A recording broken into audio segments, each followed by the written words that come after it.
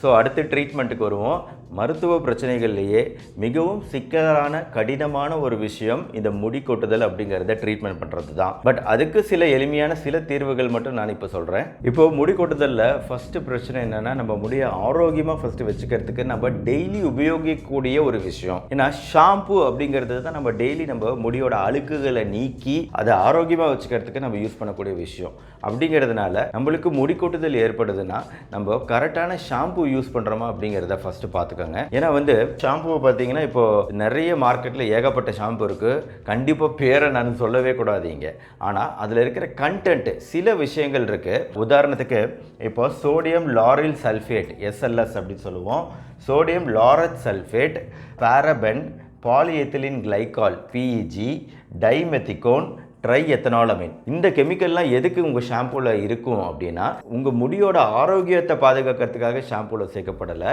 ஷாம்பூவோட shelf life அப்படின்னு சொல்லக்கூடிய ஷாம்பூவோட ஆயுட்காலம். இன்றைக்கி நீங்கள் ஷாம்பூ தயாரிச்சிங்கன்னா உடனே 2வது நாளே விற்றுடுமா ஷாம்பூ? நாம் ஒரு சைக்கிள் ஷாம்பூ தீர்ந்தப்புறம் தான் அடுத்த சைக்கிள் வாங்குவோம். அதனால் இந்த ஷாம்பூக்கள்லாம் கிட்டத்தட்ட 6 மாதங்கள்லேருந்து 1 வருடம் வரை கெடாமல் இருக்கணும். ஸோ அது கெடாமல் இருக்கிறதுக்காக சேர்க்கக்கூடிய கெமிக்கல் தான் இது. நம்ம முடிக்கு நீண்ட காலமாக இதை யூஸ் பண்ணும்போது இது நம்ம முடிக்கு நல்லது இல்லை, நம்ம முடியை டேமேஜ் பண்ணக்கூடிய பாசிபிலிட்டி இருக்குன்னு சொல்கிறாங்க. அதனால் நீங்கள் ஷாம்பு பாட்டில் எல்லா பாட்டிலையுமே அதில் இருக்கிற கெமிக்கல் காம்போசிஷனில் கண்டிப்பாக எழுதியிருப்பாங்க என்னென்ன கெமிக்கல் இருக்குன்னு. நீங்கள் எடுத்து பாருங்கள். அதில் ஏதாவது ஒன்று இந்த மாதிரி இருந்துச்சுன்னா முடிஞ்சளவு அவாய்ட் பண்ணுங்கள். பொதுவாக குழந்தைகளுக்கு யூஸ் பண்ணுற ஷாம்புகளில் இந்த கண்டென்ட்லாம் அதிகமாக இல்லைன்னு சொல்கிறாங்க. அது ஓரளவு நேச்சுரலுக்கு ஈக்குவலாக இருக்குது அப்படின்னு சொல்கிறாங்க.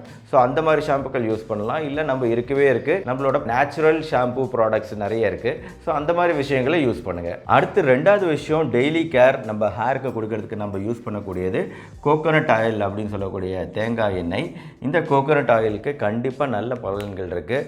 ரெகுலராக நீங்கள் கோகோனட் ஆயில் அப்ளை பண்ணுறது அப்படிங்கிற ஹேபிட் இருந்துச்சுன்னா நல்லது தான். ஏன்னா மண்டையில் அப்ளை பண்ணும்போது அதை அப்ளை பண்ணும்போதே ஒரு ஸ்லைட் மசாஜ் கொடுக்குறோம். ஸோ அந்த மாதிரி ஒரு மசாஜிங் கொடுக்கும்போது நம்ம ஹேர் ஃபாலிக்கல், ஏற்கனவே நான் சொன்னேன் இல்லையா, இந்த ஹேர் ஃபாலிக்கல்லாம் தூண்டப்படுது. ஸோ இந்த மாதிரி ஹேர் ஃபாலிக்கல்லாம் தூண்டப்பட்டுச்சுன்னா அந்த இடத்துல முடி வளர்ச்சி நல்லா இருக்கிறதுக்கான வாய்ப்புகள் இருக்கிறதுனால இந்த கோகோனட் ஆயில் அப்ளை பண்ணுறது அப்படிங்கிறது ஒரு நல்ல ஹேபிட். ரெகுலராக ஃபாலோ பண்ணுங்க. அடுத்து 3வது விஷயம், நம்ம ஸ்கால்ப் அப்படின்னு சொல்லக்கூடியது இந்த தோல் பகுதி, நம்ம மண்டையில் இருக்கக்கூடிய ஃபஸ்ட் தோல் பகுதி தான் ஸ்கால்ப்புன்னு சொல்லுவோம். ஸோ இந்த ஸ்கால்ப் பகுதியில் தான் நான் ஏற்கனவே சொன்ன ஹேர் ஃபாலிக்கல் இருக்குது. இந்த ஹேர் ஃபாலிக்கலை நம்ம ரெகுலராக தூண்டணும்னா அதுக்குரிய ஒரு எக்ஸசைஸ் இருக்குன்னு சொல்கிறாங்க. ரொம்ப சிம்பிளாக தான் இருக்கும் எக்ஸசைஸ் பார்க்குறதுக்கு, பட் இதுக்கான பெனிஃபிட் நல்லா இருக்குது அப்படின்னு சொல்கிறாங்க. ஸோ இந்த ஸ்கால்ப்பு பகுதியை தூண்டக்கூடிய எக்ஸசைஸ் என்ன? ரொம்ப சிம்பிள். நம்ம கண்களை நல்லா மேலே தூக்கி எவ்வளோ தூரம் முடியுமோ அவ்வளோ தூரம் மேலே பார்க்கும்போது என்ன ஆகுதுன்னா, நம்ம இந்த இடத்துல ஒரு சுருக்கம் தெரியுது பார்த்தீங்களா? இந்த சுருக்கம் தெரியுது அப்படிங்கிறது நல்லா மேலே வரைக்கும் போகும். நல்லா உங்களால் ஃபீல் பண்ண முடியும். ஸோ இந்த மாதிரி நல்லா மேலே தூக்கணும். நம்ம தோல் பகுதி, மண்டையோட இந்த முன் தோல் பகுதியை நல்லா மேலே தூக்கும்போது நம்ம மண்டை ஃபுல்லாக ஒரு ஸ்டிமுலேஷன் கிடைக்குது. இது மொதல் எக்ஸசைஸ். அடுத்து 2வது எக்ஸசைஸ் என்னென்னா, நம்ம புருவ ரெண்டையும் முடிஞ்சளவு உள்பக்கமாக இப்படி கொண்டு வரணும். ஸோ இந்த மாதிரி கொண்டு வரும்போது இந்த சைடில் இருக்கிற பகுதிகள் எல்லாம் ஸ்கால்ப் பகுதிகள்லாம் நல்லா தூண்டப்படுது அப்படின்னு சொல்கிறாங்க. ஸோ இந்த மாதிரி மேலே பார்க்குறதும் புருவத்தை குவிக்கிறதும் ஆக இந்த 2 எக்ஸசைஸை நம்ம ரெகுலராக ஃபாலோ பண்ணிட்டு வரணும். ஸோ பார்க்கும்போதே உங்களுக்கு ரொம்ப சிம்பிளாக தானே தெரியும். ஸோ அதனால் ஒரு நாளைக்கு டைம் கிடைக்கும் போதெல்லாம் இந்த மாதிரி விஷயங்களை நீங்கள் அப்பப்போ பண்ணிக்கிட்டு இருக்கிறது உங்களோட ஸ்கால்ப்புக்கு நல்லது, ஹேர் ஃபாலிக்கலுக்கு நல்லது. இன்னொரு விஷயம் என்னென்னா, நம்ம மசாஜிங், அந்த ஹேர் ஸ்கால்ப்புக்கு ஒரு மசாஜிங் கொடுக்கறது ரொம்ப நல்லதுன்னு சொல்கிறாங்க. நம்ம கையோட ஃபிங்கர் டிப்பு, இந்த கை நுனிகள் தான் யூஸ் பண்ணணும், இந்த ஃபிங்கரோட எண்டு தான் யூஸ் பண்ணணும். இதை வச்சு ரெகுலராக மைல்டு ப்ரெஷரோட இந்த ப்ரெஷர் கொடுத்துட்டே இருக்கிறது. நல்ல ஒரு மைல்டு ப்ரெஷர் தான் இருக்கணும். ரொம்ப ஸ்ட்ராங்காக ரொம்ப அழுத்தி பிடிச்சி பண்ணோம்னா ஃபாலிக்கல் டேமேஜ் ஆயிரும். நம்மளோட நோக்கம் என்னன்னா, இங்கே இருக்கிற ஃபாலிக்கல்ல ஸ்டிமுலேட் ஆகணுங்கிறது தான். ஸோ இந்த மாதிரி நம்ம மசாஜிங் பண்ணும்போது என்ன ஆகுது, அந்த இடத்துல ரத்த ஓட்டம் அதிகரிக்குது. நான் ஏற்கனவே சொன்னேன், இந்த ஃபாலிக்கலுக்குலாம் ரத்த ஓட்டம் கிடைக்குது. இந்த ரத்த ஓட்டம் மூலமாக தான் சத்துக்கள் கிடைக்குதுன்னு சொன்னேன்.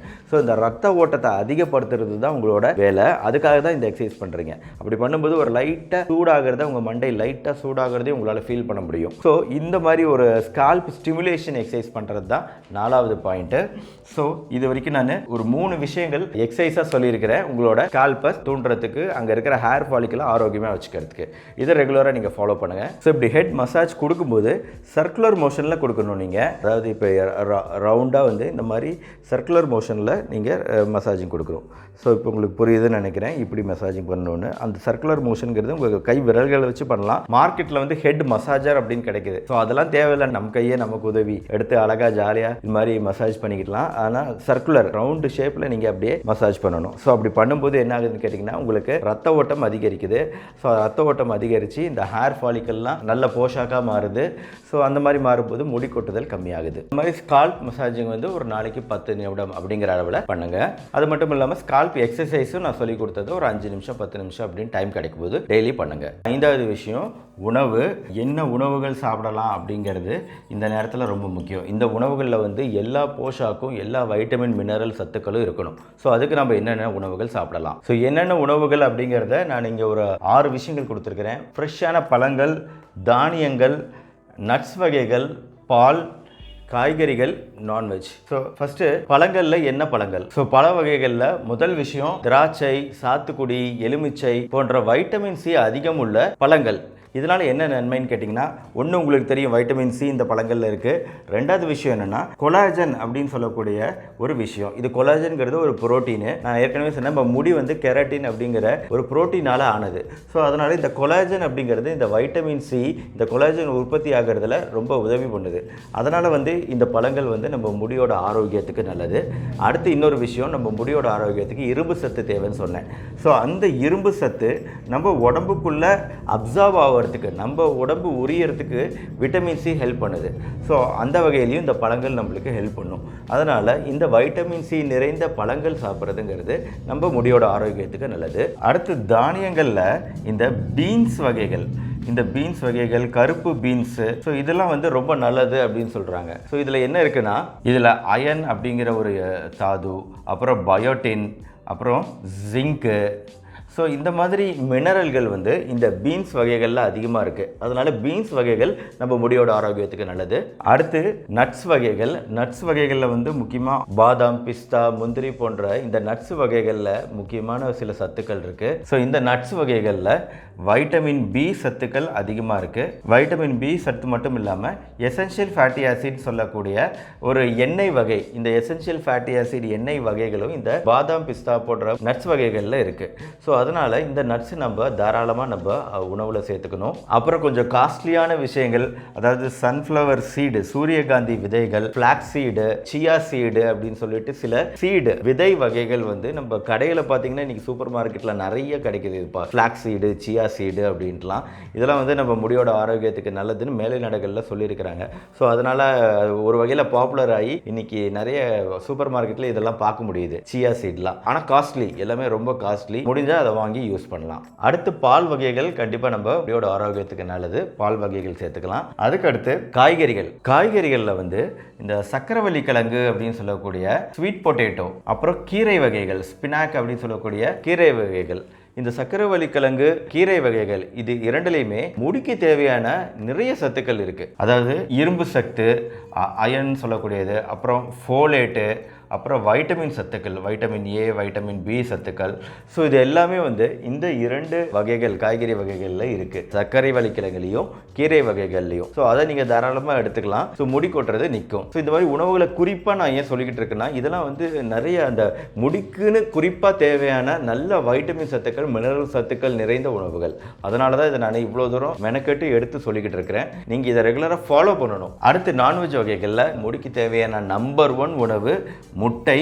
முட்டையில் வந்து பயோட்டின் அப்படிங்கிற ஒரு புரத சத்து இருக்குது. இந்த பயோட்டின் வந்து இந்த கெரட்டின் அப்படின்னு முடி உற்பத்தி ஆகிறதுக்கு தேவையான சத்துக்களை கொடுக்கக்கூடியது முட்டையில் இருக்கக்கூடிய பயோட்டின். ஸோ அதனால் முட்டையை வந்து தாராளமாக நம்ம உணவில் சேர்த்துக்கணும். அடுத்து நான்வெஜ்ஜில் கெளுத்தி மீன்கள், அதாவது ஃபேட்டி ஃபிஷ், இந்த கொழுப்பு சத்து அதிகம் உள்ள மீன்கள். இந்த வகை மீன்கள் எல்லாம் என்ன இருக்கணும், ஒமேகா 3 ஃபேட்டி ஆசிட் அப்படின்னு சொல்லக்கூடிய ஒரு எண்ணெய் சத்து அதிகமாக இருக்கும். ஸோ இந்த கெளுத்தி வகை மீன்களும் முட்டையும் நம்ம உணவில் எப்பவுமே எடுத்துக்கணும். இது வந்து நம்ம முடியோட ஆரோக்கியத்துக்கு ரொம்ப ரொம்ப நல்லது. இது மட்டும் இல்லாமல் மற்ற நான்வெஜ்களும் வந்து கண்டிப்பாக புரோட்டீன் சத்து அதிகம் உள்ளது தான் மற்ற எல்லா நான்வெஜ்ஜுமே. ஸோ அதையுமே நம்ம ரெகுலராக வாரம் ஒரு முறை அப்படிங்கிற அளவில் எடுத்துக்கிட்டோம்னா நம்ம முடியோட ஆரோக்கியத்துக்கு நல்லது. ஸோ இவ்வளோ தூரம் உணவு என்னென்ன குறிப்பாக இந்தந்த உணவுகள் எடுக்கணும்னு நான் ஏன் இவ்வளோ மெனக்கெட்டு சொல்கிறேன்னா, நீங்கள் இதெல்லாம் ஃபாலோ பண்ணிங்கன்னா தான் அந்த வைட்டமின் மினரல் சத்துக்கள்லாம் வந்து குறையுது, அதனால் முடி கொட்டுதல் ஏற்படுதுன்னு சொன்னேன். அதுக்கு நீங்கள் டெஸ்ட்டு கூட எடுக்க வேணாம், உணவுகள்லேயே சரி பண்ணிக்கலாம் அப்படின்னு சொன்னேன். அதனால தான் இவ்வளோ தூரம் குறிப்பான சில உணவுகளை உங்களுக்கு நான் சொல்லியிருக்கிறேன். இந்த உணவுகளை எடுத்துக்கிட்டிங்கன்னா குறிப்பாக ஏற்படக்கூடிய இந்த சத்துக்கள் குறைபாடை உங்களால் குறைக்க முடியும். ஸோ அப்படி குறைச்சிட்டிங்கன்னா உங்களுக்கு திருப்பி முடிமுளைத்தல் அப்படிங்கிறது நார்மலாக இருக்கும். இந்த டெம்பரரி ஹேர் லாஸ், தற்காலிக முடி உதிர்வை கண்டிப்பாக உங்களால் கம்மி பண்ண முடியும். கடைசியாக ட்ரீட்மெண்ட்டுக்கு வருவோம். இப்போ ட்ரீட்மெண்ட் பொறுத்த வரைக்கும் ரொம்ப அப்ரூவ் ஆகக்கூடிய 2 மருந்துகள் இருக்குது. முதல்ல இந்த தற்காலிக முடி உதிர்வு, இது வந்து திருப்பி முடி முளைக்க வைக்கிறதுக்கு மினாக்சிடில் அப்படிங்கிற மருந்து பரவலாக இன்றைக்கி எல்லாருமே யூஸ் பண்ணிக்கிட்டு இருக்கிறாங்க.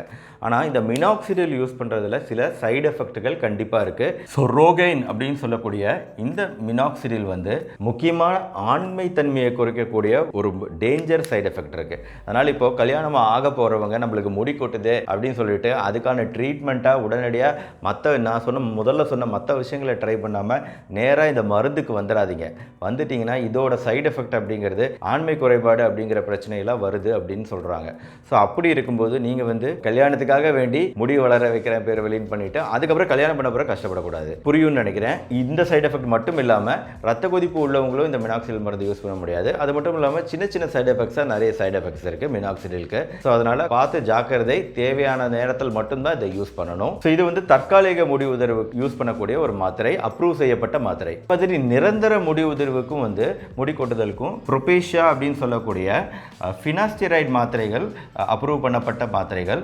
ஆனால் இந்த ஃபினாஸ்டெராய்டு மாத்திரைகளும் வந்து நிறைய சைடு எஃபெக்ட் இருக்குது. இதுக்குமே ஆண்மை தன்மையை குறைக்கக்கூடிய ஒரு சைடு எஃபெக்ட் இருக்குது. ஸோ இது வந்து ஹார்மோன்கள் சம்மந்தப்பட்டது, வேறு பிரச்சனைக்கு இது கொடுப்பாங்க. ஆக மாத்திரைகள் இருக்குது. அப்போ கண்டிப்பாக இது டாக்டரோட ப்ரிஸ்கிரிப்ஷன் இல்லாமல் நீங்கள் எடுக்கவே முடியாது. டாக்டர் உங்களுக்கு டிசைட் பண்ணுவார் உங்களுக்கு இந்த மருந்து தேவையா இல்லையாங்கிறத கண்டிப்பாக உங்கள் டாக்டர் தான் டிசைட் பண்ணணும். ஸோ இந்த மருந்துகள் பற்றி கண்டிப்பாக மறந்துடுங்க. நான் இது வரைக்கும் சொன்னதில் முக்கியமாக நான் முன்னாடி சொன்ன விஷயங்களை மட்டும் ஞாபகம் வச்சுக்கோங்க, என்னென்ன விஷயங்கள் பண்ணணுங்கிறது. அப்புறம் இன்னும் நிறைய டெக்னிக் இருக்குது இல்லையா, இந்த ஹேர் டிரான்ஸ்பிளான்ட், இதெல்லாம் வந்து இயற்கையான விஷயங்கள் இல்லை, செயற்கையான முறையில் நம்ம பண்ணுறது. ஹேர் டிரான்ஸ்பிளான்டேஷன் பண்ணுறது, ஸ்கால்ப் சர்ஜரி, மைக்ரோ நீட்லிங், இந்த மாதிரி நிறைய டெக்னிக்ஸு நிறைய விஷயங்கள் சொல்லிகிட்டு இருக்கிறாங்க. ஸோ இதை பற்றி நான் ரொம்ப டீப்பாக நான் உள்ளே போய் பார்க்கல. உங்களுக்கு ஏதாவது டவுட் இருந்தால் கமெண்ட் செக்ஷனில் கேளுங்க. பட் இதெல்லாம் வந்து நம்மளுக்கு தேவையா அப்படிங்கிறத முதல்ல யோசிச்சுக்கோங்க. பெஸ்ட்டு ஒரு விக் வச்சுட்டு கூட நீங்கள் சமாளிச்சுக்கலாம்னு நினைக்கிறேன். ஏன்னா நம்மளோட ஸ்கால்ப்பை தேவையில்லாமல் டேமேஜ் பண்ணி அங்கே இருக்கிற செல்களை எல்லாம் டேமேஜ் பண்ணுறது அப்படிங்கிறது தேவையா அப்படிங்கிறத நீங்கள் தான் முடிவு பண்ணணும். ஸோ ரிஸ்க் எடுத்து நீங்கள் இந்த ப்ரொசீஜர் இந்த மாதிரி விஷயங்கள் பண்ணுறீங்க அப்படின்னு தான் அர்த்தம். ஸோ கடைசியாக நம்ம ஹேரை ஹெல்த்தியாக வச்சுக்கிறதுக்கு என்னென்ன பண்ணலாம் அப்படின்னு கேட்டிங்கன்னா, ஹேர் ஷாம்பு, ஜென்டிலான ஒரு ஷாம்பு, நான் ஏற்கனவே இந்த வீடியோவில் சொன்ன மாதிரியான ஷாம்பு தேர்ந்தெடுத்து யூஸ் பண்ணுங்கள். ரெகுலராக கோகோனட் ஆயில் யூஸ் பண்ணுங்கள்.